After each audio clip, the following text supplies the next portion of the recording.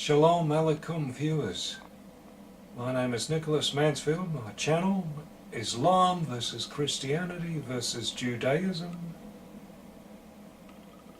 I have started a long series of lectures, presentations concerning the story of the gospel and the Messiah, who is to be firstly the leader of Israel and then the leader of the world. My examination of the gospel material has touched on the start of some of the gospels, and it has gone on from there to examine some of the premortal ministry of the Messiah, which is recorded in biblical sources. On top of that, a more deeper investigation into the background of the Messiah and his identity, which will be expanded on in a further series, God willing, which will be developed after these ones. I have been spending a lot of time actually trying to find answers where I saw many questions, and I've gone on from really what is the premortal ministry and the identity aspects and taken this another step further into prophecy in terms of the timing of the Messiah and his identity and criterion thereof, and the historic framework for the event of his birth. Now, there have been many people, scholars, theologians of all denominations and varieties. They have put in their 50 cents worth, and I've drawn together from their ideas and developed my own, where I see error in theirs, which is all over the place. There's quite a diversity of interpretation, and there is sometimes difficulties with the historic record versus a biblical record. So I've been trying to reconcile these things, which has not been easy, given that there are errors in historic sources and biblical sources, and we have very scant documentation of events from ancient times. Further to that matter, the calendar from ancient times has been altered over the past couple of thousand years, primarily it seems by agents of the Roman Catholic Church, and the modern papacy themselves admit that yes, there is uncertainty in the timeline which pertains to the events of the one known as Jesus, basically about 2,000 years ago. So I'll be touching on these matters, but the ideas developed will relate from what I've presented in prior lectures to the material now, through a particular thread of prophecy from the blessing of Jacob to the sons of Israel at the end of Genesis. In Genesis chapter 49 verse 10, it is written, "A scepter of authoritative judgment and retribution shall not be withdrawn from Judah, and a staff to decide the law from between his feet until the time in which Shiloh shall come." Shiloh is identified by Rashi and other Hebraic scholars as the one due a gift according to the 76th Psalm, verse 11 or 12, depending on the version you're reading. And to him will be a gathering of peoples to Shiloh. So this is a strange one to work out, but we'll go into this further. What we're seeing here is a thread to the issue of the genealogy of Messiah, which I've already covered, and the identity of his forefathers, the kings of Israel, and those who were not kings of Israel after the destruction of the first temple. So from that period to Messiah, we'll be going into a bit of depth here, through the prophecies of Daniel and the books known as Nechemia and Ezra, and a little bit of background. I want to cover Exodus 24 verses 3 up to 8.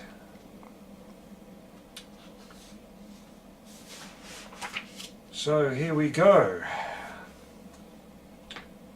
As a background, this section is a mixture of translations and purports examining the period around the first exile to the return and on in between until the bloody demise of the second temple. This is an effort to briefly define all the most relevant components of prophecy and the timelines and events stipulated from the biblical traditions. These momentous years for the nation of Israel are a period in which there is much more information preserved in various historical accounts and archaeological finds than for the pre-exile era, but the quantities are still scant. The bulk of the data still comes from frequently contrary biblical sources, but the overall picture emerging is very clear about specific events which have largely been marginalized and misrepresented by all sides of the theological debate. We read from Moses in Exodus 24. And Moses came and recounted to the population all the decrees of Jehovah and all the ordinances. And all the population answered as one. Reading in the Hebrew, the population voice as one, which is Hebrew akkad, voice of one, and said, all the words that Jehovah decreed, we will do. And Moses wrote all Jehovah's words, and of morning he got up early and built an altar before the mount, and 12 edifices to the tribes of Israel.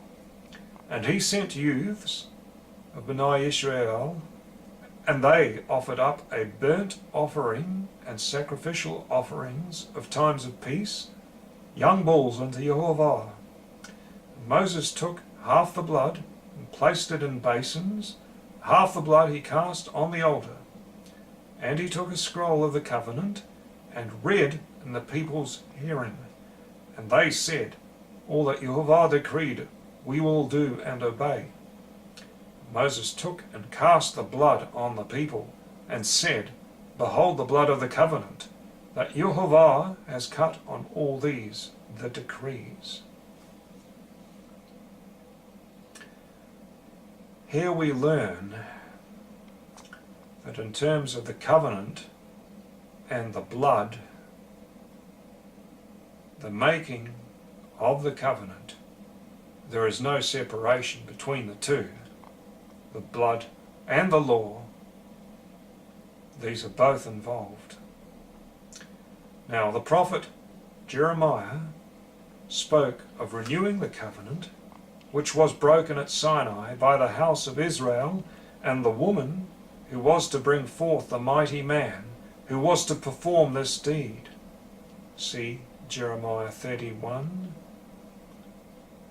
verses 21 or 22, depending on what Bible you're reading, and 30 or 31 to 31 or 32. The powerful one to cause the Mosaic sacrifices to be put on hold indefinitely. For this is the powerful one, the mighty one, Gibber. This is from the Hebrew. You will not get this in a translation. The translations are not telling you the key Hebrew word here. The key Hebrew word is the link between Jeremiah and Daniel,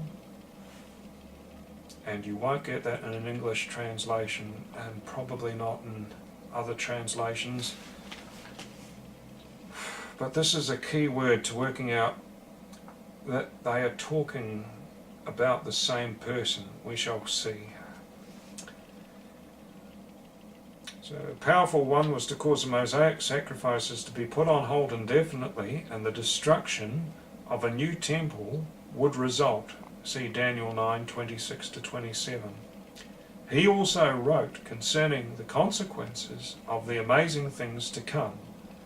Behold, days are coming, declares Jehovah, and I will sow the house of Israel and Judah's house with the seed of man and the seed of beast. There are some passages which may be read two ways, either literally or as an anthropomorphic concept.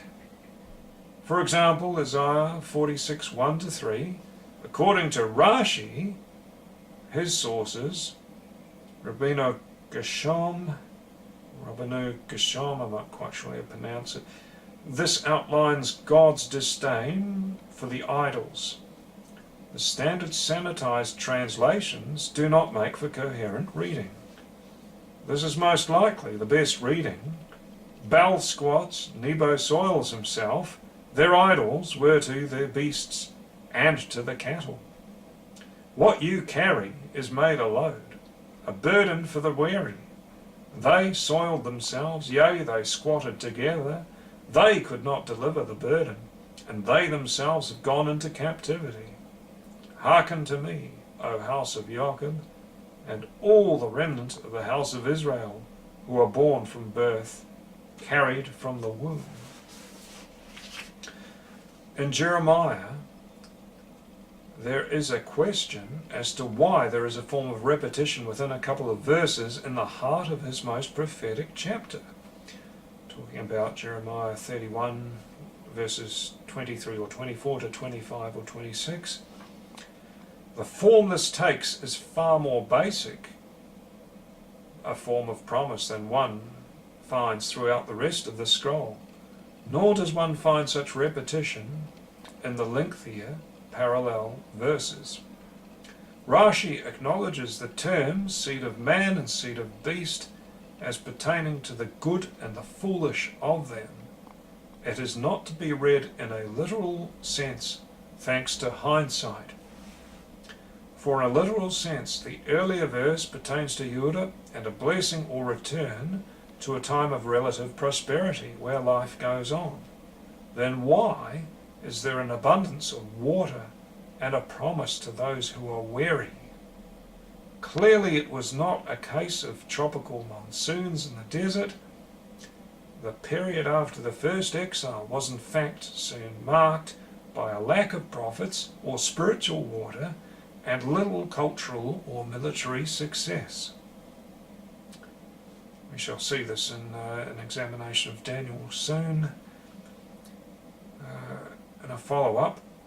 Then Jeremiah concludes with his own impression. This was a good dream vision. Good? Clearly things are not quite as they seem.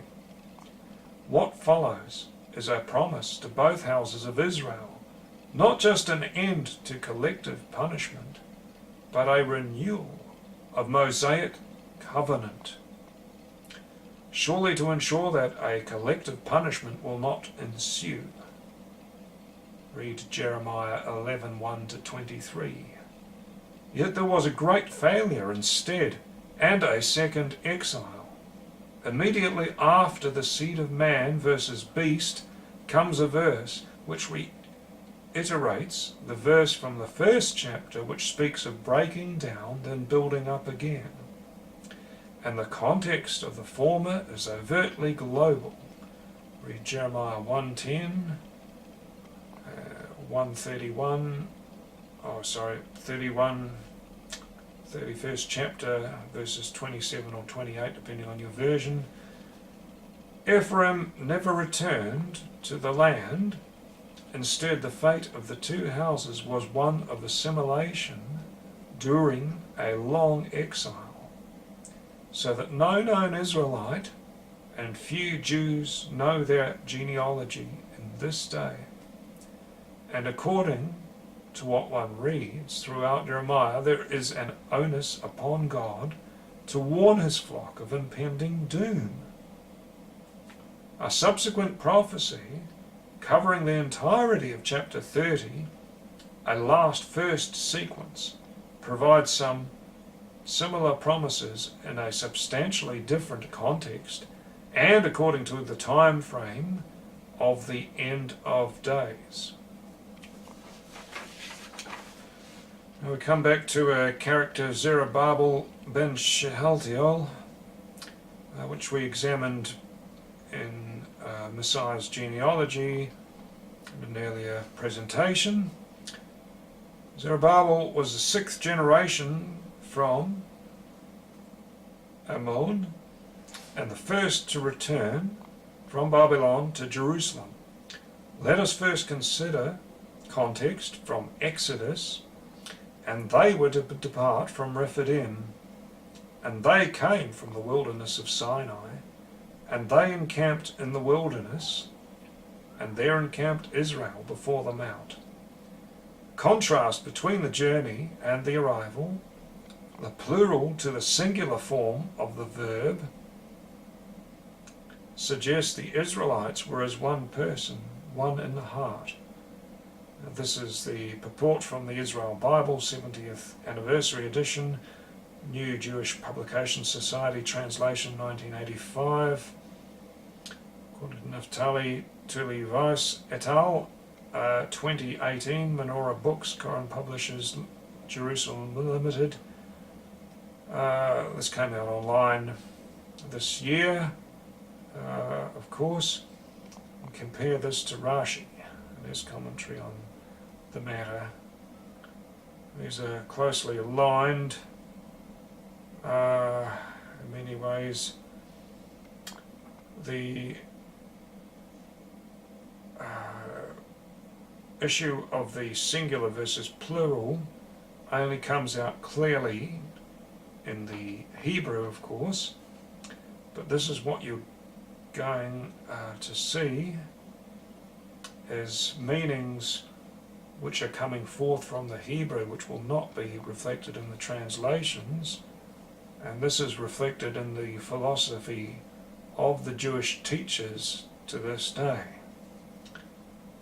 Thus is the allusion to Israel under Moses found in the capital under Ezra. Jerusalem, a city built up, stitched unto her own a synergy. Psalm 122 verse 3 compared to Nechemia 8:1. In rabbinical thought, this implies a city with the potential to unite within Israel and without.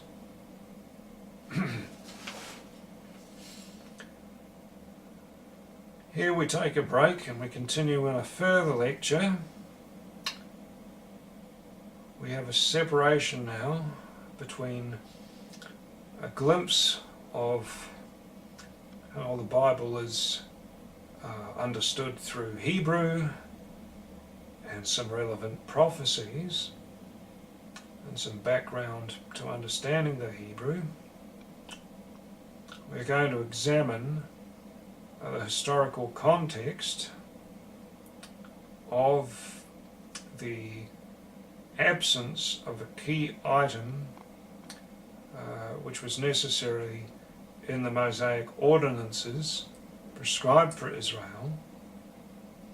We're going to see what caused a change in the next presentation of this series, God willing.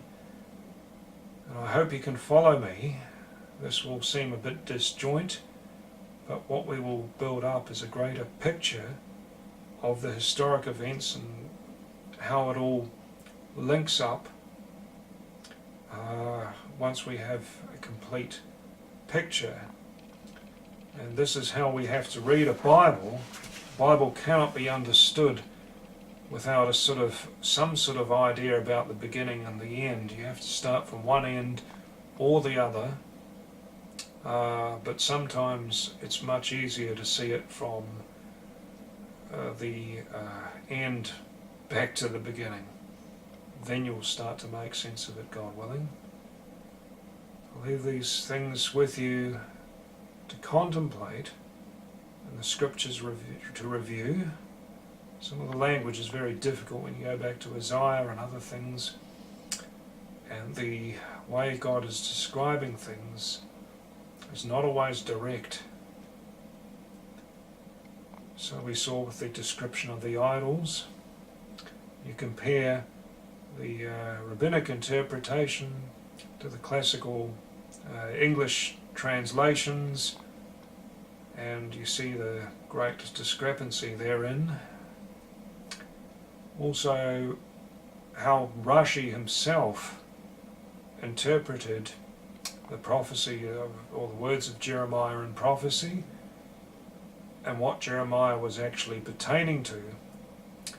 Now, if you look to the Quran in context of the idea of the tribes of Israel becoming assimilated with peoples of other nations, this is certainly reflected in the verse 104 of Surah 17, which declares that Israel shall be in their own land at the end of days, and that they shall be brought forth as a mixed multitude, basically. In other words, they have assimilated, some more so than others, but this is what was prophesied by Jeremiah in the first instance. And this is actually reflected in the Quran, which should be the heart of Islamic theology. Unfortunately, it isn't, but perhaps they will reflect. In the name of Yehovah, God of Israel, Shalom Aleichem, Amen.